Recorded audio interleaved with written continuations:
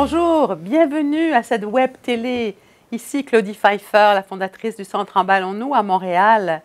Ça me fait plaisir de vous inviter à participer à cette rencontre consacrée à un thème qui m'est cher et qui est vraiment un thème d'actualité, c'est-à-dire vieillir sans rétrécir. Vous vous demandez est-ce que c'est possible?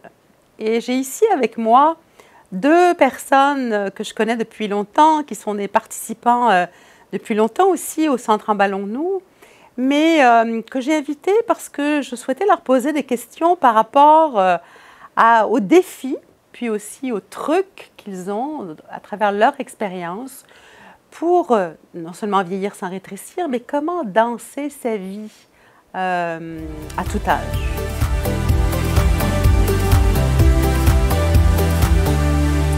Alors, j'ai le plaisir de vous présenter.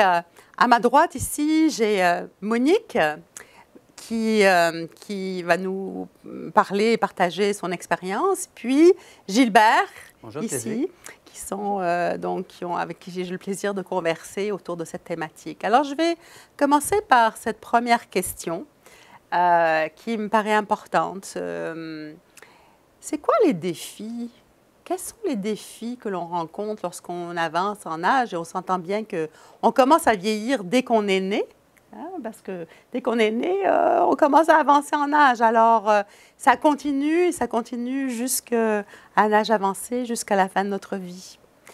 Alors, quels sont selon vous les défis que vous rencontrez lorsque vous avancez en âge dans votre corps et dans votre façon de bouger, dans la motricité, dans la vie quotidienne? Je vais commencer par toi, Monique. Disons que la motricité est vraiment pas la même. Les changements de position, je pense que c'est ce qui nous affecte le plus lorsqu'on prend de l'âge. Et veut pas, il faut changer nos façons de faire pour arriver au résultat qu'on veut atteindre, c'est-à-dire se lever sans avoir trop de douleur ou sans avoir besoin d'un meuble pour se lever. Alors, c'est tout un défi, souvent Puis, c'est pas parce qu'on n'est pas actif, c'est tout simplement que la musculation, les os ne réagissent plus de la même façon. Alors, veut pas, il faut rester actif, mais faire des mouvements aussi sans être trop provoqué de brusquement là, pour pas avoir d'autres douleurs qui vont venir s'ajouter à ceux qu'on a déjà. Alors, c'est un défi au quotidien. Et les exercices que tu nous apprends à faire nous permettent justement d'aller chercher cette flexibilité-là et des trucs de savoir comment contourner tous ces mouvements-là qu'on n'a plus du tout au fil des ans, malheureusement, à cause de l'âge que nous avons atteint, là. Alors, c'est un peu ça qu'on va chercher avec tes cours. Et en plus, bien, ça nous garde l'esprit plus actif. Alors, malheureusement, c'est l'âge nous rétrécit et c'est vrai. Alors, il faut vraiment faire le nécessaire pour rester dans la longueur. Merci, Monique. Tu pourrais peut-être me donner un ou deux exemples de rétrécissement au niveau d'un réel défi que tu rencontres dans ta journée? Bien, sûrement que le lever du corps le matin, sortir du lit, il faut apprendre à sortir de façon différente. Parce qu'il y a des raideurs dans le dos, il y a des raideurs dans les jambes. Alors, c'est vraiment, je pense, le point principal dans la journée. Et le reste du temps, souvent, si tu fais des activités, tu te lèves, tu veux te pencher pour ramasser quelque chose, tu n'as plus cette flexibilité-là. Alors, il faut que tu apprennes à te pencher, te relever, rester assis seulement à la longueur ou rester assis pendant 1 heure. Le dos vient douloureux et il y a une façon de se lever qui te permet d'être plus à l'aise. Moi, je sais bien que dans l'auto, quand je fais du long voyagement, j'utilise la position des ischions là, pour justement libérer la lourdeur qui se crée dans le bas du dos. Alors, il y a plein de trucs qu'on peut utiliser. On va prendre le temps par rapport au truc tout à l'heure. Je vais continuer à vous poser la question à Gilbert, mais j'imagine, dans ce que raconte Monique, il y a certainement plus d'une personne qui va se reconnaître dans ces défis que l'on a quand on avance en âge. J'aimerais poser la même question à toi, Gilbert, en plus un représentant du sexe masculin. Ben, alors, c'est quoi tes défis à toi quand tu, par rapport à ton avancée en âge? Ouais, moi, le défi, au départ, il partait de moi. C'était d'accepter d'aller dans un cours où j'étais le seul gars, puis c'était toutes des femmes. Alors, je l'ai fait. Mais reste que, ce que je dois rajouter, c'est que j'avais envie d'aller dans des mouvements, dans une approche où, en quelque part, ça ne s'appelle pas de la performance. Pas un endroit où ce que je dois aller marcher sur un tapis. Puis, non, moi, mon corps, il voulait autre chose, mais je ne savais pas quoi. Et ça serait quoi ton défi au niveau de ton corps dans le quotidien quand tu... Bien, justement, moi, le défi pour mon corps, c'était justement de trouver une façon pour que je puisse avoir moins d'arthrose, moins de difficultés musculaires, sans que ça soit de l'effort. Et puis finalement... Bien, tout ce que j'ai appris dans tes cours, Claudie, jusqu'à présent, je suis étonné. Moi, quand je rentre au cours, puis quand je sors, je ne suis pas le même que quand je suis arrivé, justement. Parce que je pense que j'ai été étonné de voir que les mouvements que tu nous fais faire ont une espèce je ne veux pas dire de la magie, mais une réaction, justement, qui fait que je me dis, mais qu'est-ce qui s'est passé, au juste? Puis finalement, c'est très simple. C'est tout simplement que on fait tout travailler sans, justement, que ça soit une performance. Et ça, j'ai découvert ça avec toi. Penses-tu que, en fait, la notion de performance, le fait que ce soit vraiment un défi plus en tant qu'homme, d'avoir une façon de bouger qui soit performante et qui est exigeante au quotidien. Ouais. Et penses-tu que cette performance-là dont tu parles pourrait être facteur de douleur et de blessures que tu t'es faite au quotidien? Ça, c'est sûr. Mais parce que l'approche que toi, tu nous enseignes, aucun rapport avec arriver dans un gym où tu dois faire, je ne sais pas moi, 30 fois, 40 fois le même mouvement, sans te poser de questions, tu le fais, puis tout à coup, après X temps, tu as mal à une place, puis on ne se demande jamais si c'est trop brusque, qu'est-ce qu'on fait. Puis moi, j'en voulais pas. Ça n'a jamais été ça, moi. Mais finalement, les mouvements que j'apprends chez vous, c'est étonnant. On est toujours couché à terre. Alors, on n'est jamais sur une machine, on n'est jamais... on n'est jamais poussé à aller plus loin que sinon d'arrêter si on sent qu'il y a une douleur ou quelque chose. On apprend à aller à notre limite sans dépasser notre limite. Ça, pour moi, c'est important. On pourrait, merci Gilbert, on pourrait penser qu'un des défis majeurs qu'on rencontre... finalement, à travers notre vie, c'est le dépassement des limites et que la recherche de la performance peut nous amener à pousser au-delà de ce qu'on est capable de faire et que ça peut créer en fait des limites et ça peut créer des douleurs et ça peut créer des tensions. Et ça fait partie en fait de cette problématique et de ces défis qui en fait concernent autant les femmes que les hommes actuellement. Alors,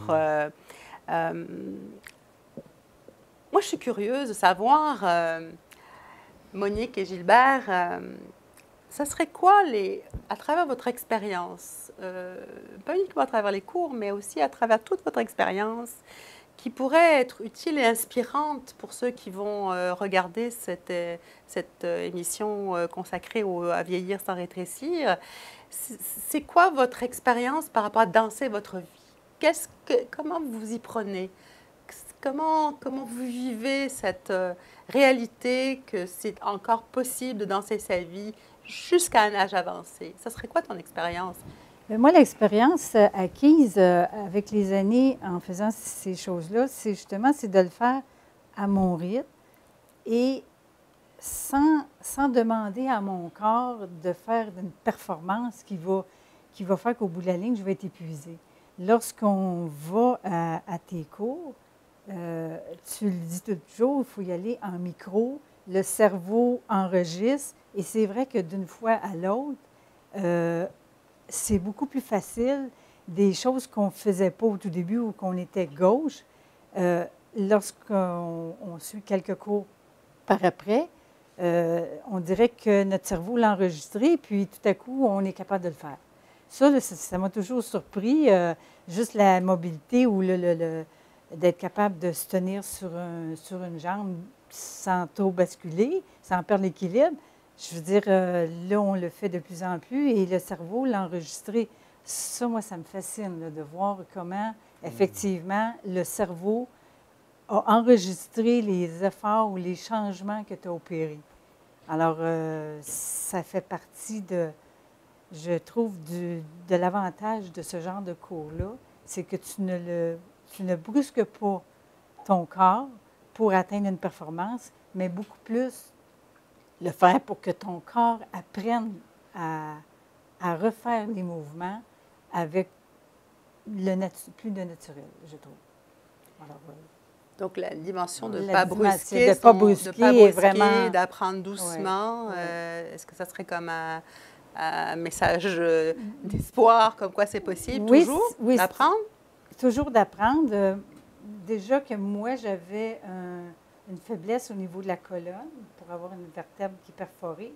Et j'avais besoin de refaire une musculation et tout un confort au niveau du dos. Et je réalise aujourd'hui que j'ai plus besoin d'un mur pour me lever. Je suis capable de le faire dans une autre façon qui est beaucoup plus agréable et moins douloureuse. Et d'être capable de le faire, peu importe où je suis. Alors qu'auparavant, il fallait que je m'organise pour avoir un appui. Alors, donc, ça s'est fait en douceur, ça ne s'est jamais fait avec brusquerie.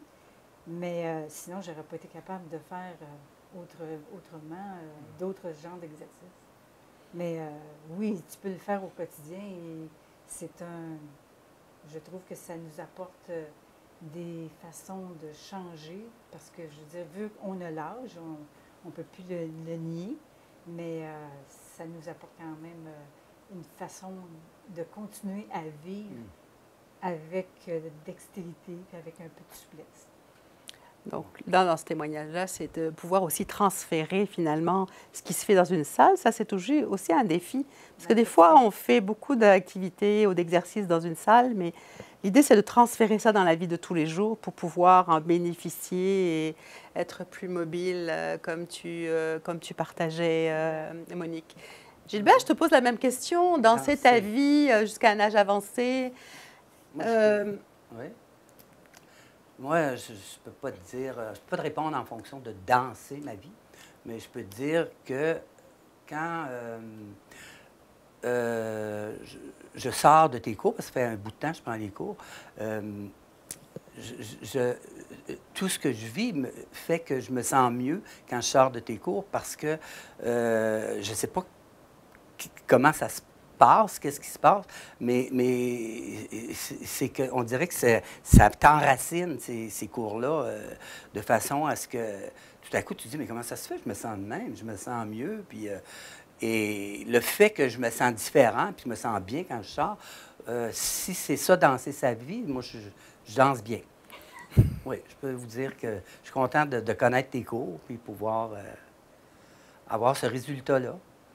Et comme résultat, par exemple, dans ta vie quotidienne, ouais. Est-ce que, bon, danser ta vie, tu disais que ce n'est pas un terme que tu utiliserais, mais non. Tu utiliserais quoi comme terme, par exemple? Bien, je veux dire, je vais être plus souple pour me pencher, ramasser, faire des gestes, des mouvements que j'aurais pas pu faire si je n'avais pas suivi tes cours. Puis ça, j'étais étonné de voir que ça me laisse ça. Qu'est-ce qui t'a étonné? Bien, d'avoir une souplesse sans performer qui me reste à faire que ce soit de me pencher, faire des plates-bandes, faire, je ne sais pas moi, du ménage chez moi, ben, je veux dire, on dirait à force de prendre tes cours, ben, il y a comme une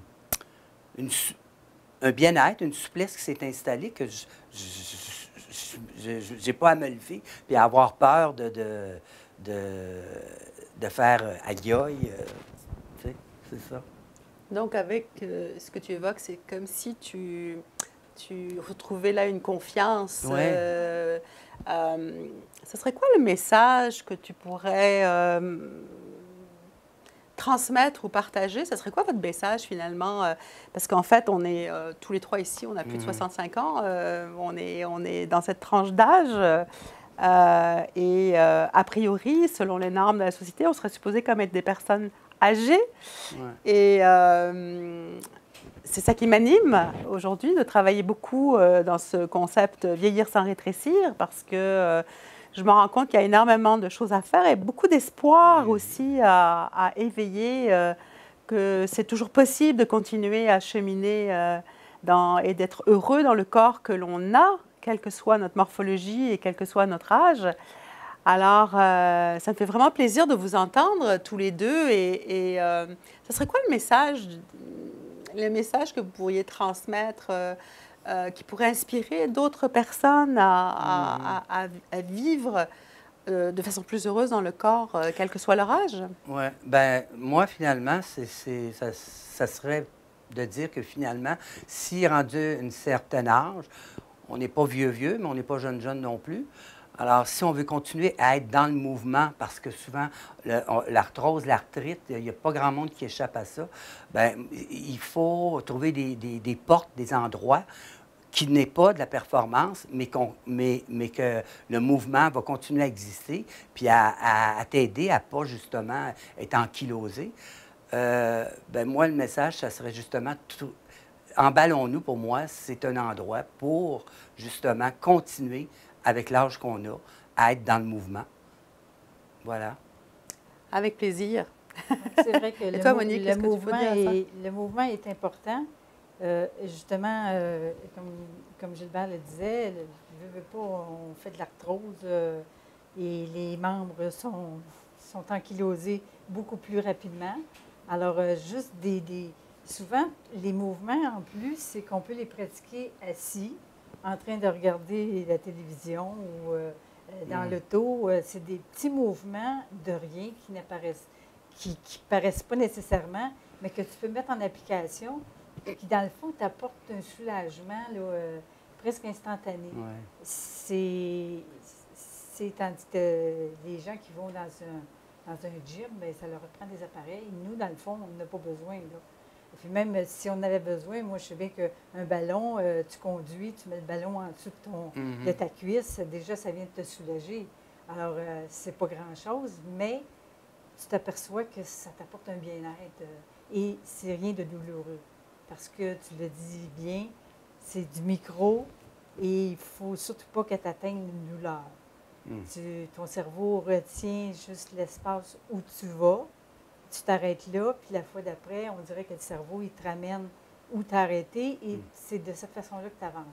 Alors, moi, j'ai trouvé ces genres d'exercices-là avec les Emballons-nous qui me correspondaient à ce que mon corps pouvait gérer. Et je m'en porte mieux, je fais ce que je veux. Monique, quand tu dis que c'est du micro, il faudrait leur dire que ce n'est pas ton micro. C'est des micro-mouvements. C'est des micro-mouvements. Voilà. C'est ça que tu spécifies bien. Alors, écoutez, je veux vraiment vous remercier tous les deux à travers votre expérience. Vous avez pu témoigner qu'effectivement, avancer en âge, ça correspond à certains défis, des défis au niveau de la sensation, de certaines douleurs, de certaines limitations. D'une relation à la performance qu'on ne veut plus pour se protéger et que les solutions sont des solutions qui sont porteuses d'espoir. Et c'est vraiment ce message que j'aimerais que vous puissiez retenir, qu'à tout âge, on a la capacité de pouvoir retrouver confiance dans son corps ou de maintenir sa mobilité pour être heureux et savourer son bien-être.